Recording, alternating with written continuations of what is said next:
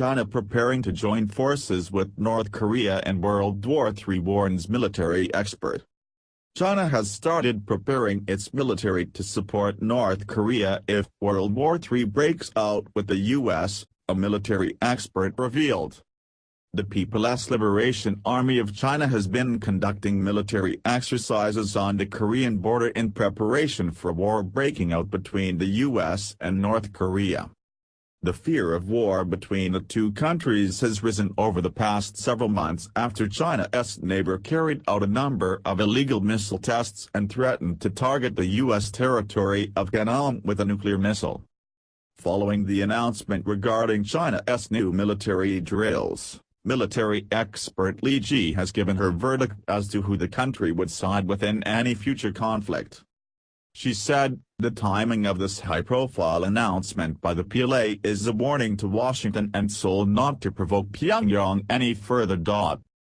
China's Air Force sent its surveillance aircraft to the Yellow Sea and East China Sea in the last few days, claiming it was there to improve combat readiness and safeguard the country's strategic interests."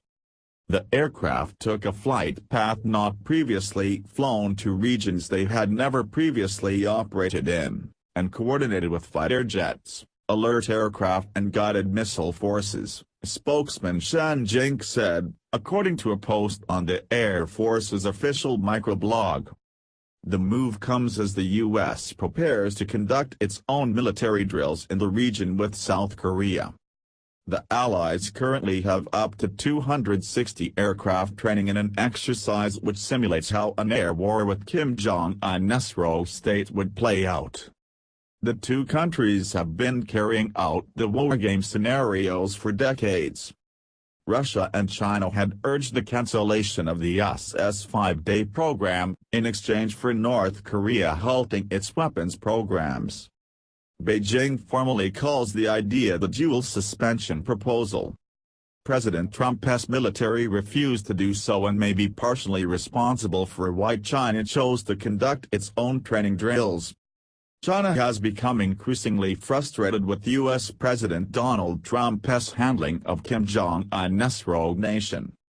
The U.S. had tabled a resolution in September to the UN Security Council which increased sanctions on the country.